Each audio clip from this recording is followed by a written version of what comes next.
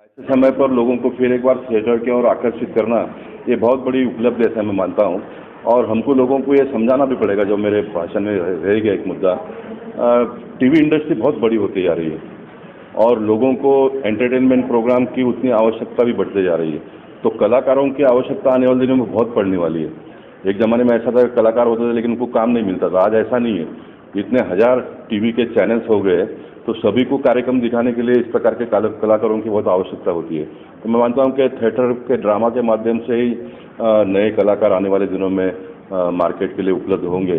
तो इस प्रकार के कार्यक्रमों को बहुत बढ़ावा देने की आवश्यकता है। सेंट्रल गवर्नमेंट की ओर से प्रयास किया जा रहा है इस प्रकार के कार्यक्रम हो। और खुशबू ने मुझे बुलाने के पीछे एक कारण ये भी हो सकता है कि गवर्नमेंट ऑफ इंडिया को बताना पड़ेगा कि हमारे पास एमपी आए थे करके, ये भी उसका पीछे एक कारण हो सकता है। और मैं आ गया तो मैं भी सरकार के एक बहुत बड़े योजना के साथ में जुड़ा। मैं मानता हूँ कि हमारे लोगों का काम है, हम लोगों ने इस प्रकार के कार्यक्रमों को प्रमोट करना चाहिए, लोगों तक ले जाना चाहिए।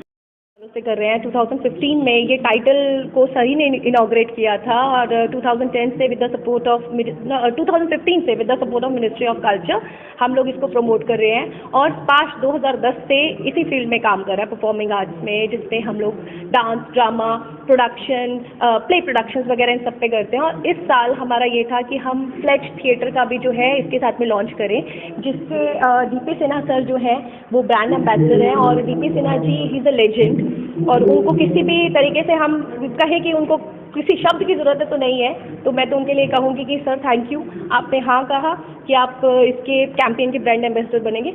मैं खुद टेलीविज़न एक्टर हूँ, मैं श्रीराम से पास आउट हूँ। उसके बाद मैं मुंबई आई, पृथ्वीराज चौहान सीरियल किया, रामायण किया, शनिदेव किया। थोड़े टाइम के बाद मुझे रियलाइज़ हुआ कि टेलीविज़न पर क्या है, सिर्फ जो मेन एक्टर्स है सिर्फ उन्हीं को ज़्यादा प्रेफरेंस दी जाती है, बाकियों को नहीं दी जाती। बट थिएटर में सबको दी जाती है प्रेफरेंस। और मैं इतने सालों से थिएटर कर रही हूँ। मैंने इसी थिएटर के माध्यम से 2020 में जब भी लॉकडाउन हुआ तो सभी के काम ठप हो गए थे और मेरा एक बैक में हमने बिजनेस भी रखा हुआ था, जो ज्वेलरी का बिजनेस है, उसे मैं ऑनलाइन लेकर आई। फेसबुक पे सिर्फ मेरे बोलने के माध्यम से कई लोग मेरे साथ जुड़ गए और कई सारी औरतों ने अपने घर पे बैठे बैठे बिजनेस स्टार्ट किए, सिर्फ ज्वेलरी का नहीं, अलग अलग तरीके के। तो मेरी जितनी भी आज बोलने की शक्ति है या कोई भी चीज़ ऑर्गेनाइज करती है, कुछ भी है, वो सिर्फ थिएटर की वजह से है। और मैं थिएटर को पूरा जितने भी मेरे गुरु रहे हैं, जो भी आपके इसके माध्यम से देखेंगे, मैं उन सबको धन्यवाद करती हूँ कि आप लोगों की वजह से ही मैं यहाँ हूँ। And thank you so much आपकी पूरी टीम का जो हमें सपोर्ट किया। और अभी हम प्लेज इंडिया फॉर थिएटर को और आगे बढ़ाएंगे और हम चाहेंगे कि एक मैसेज मैं आप लोगों को देना चाहूँगी।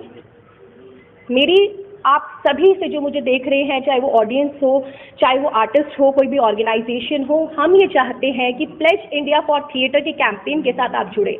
कहीं पर भी हो आप, ऑल ओवर इंडिया या वर्ल्ड में, आपके आसपास कोई भी ऐसी ऑर्गेनाइजेशन हो जो परफॉर्मिंग आर्ट्स करती हो, थिएटर करती हो, ड्रामा करती हो, आप प्लीज़ अपने बच्चों को भेजिए या खुद जाइए। और अगर समय नहीं है, हफ्ते में एक दिन जाइए, वो भी नहीं कर सकते हैं तो जब भी उनके प्रोग्राम्स होते हैं ज़रूर देखिए।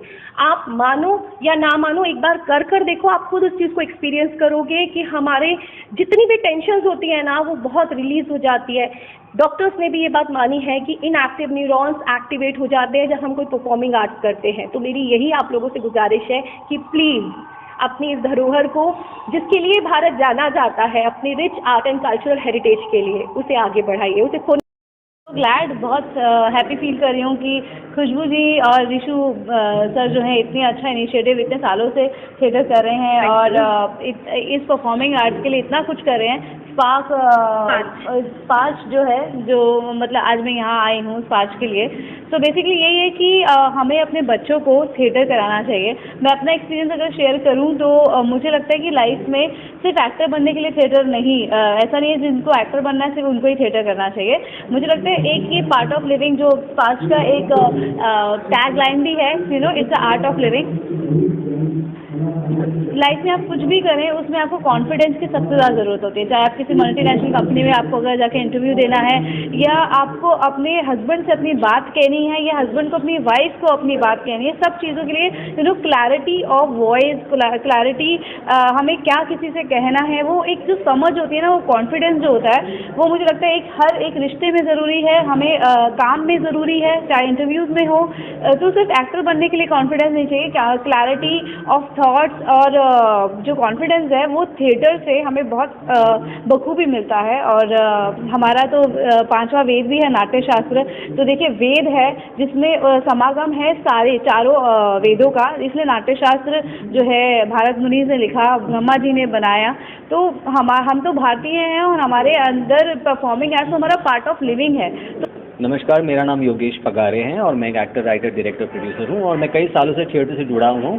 और स्पार्श जो है बहुत अच्छा एक इनिशिएटिव ले रहा है जो थिएटर को प्रमोट कर रहा है। और थिएटर एक ऐसी परफॉर्मिंग आर्ट है जो आपको ज़िंदगी में जीना सिखाती है, आगे बढ़ना सिखाती है, आपकी लाइफ को बदल देती है। और मुझे ऐसा लगता है स्पर्श जो कर रहा है बहुत अच्छा काम कर रहा है। खुशबू जी के बारे में क्या कहना है, उन्होंने जो इंस्टीट्यूट लिया है?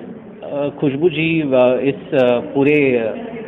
पूरे इनिशिएटिव का एक बैकबोन है और उनका जो स्टैंड है वो इतना स्ट्रांग है। और मैं चाहता हूँ ये हर कोने कोने तक, हर बच्चे तक ये न्यूज़ पहुँचे दैट थिएटर को आप प्रमोट कीजिए, थिएटर को जितना हो सके आप लोगों तक पहुँचाइए और इस आर्ट को कभी मरने मत दीजिए। Thank you.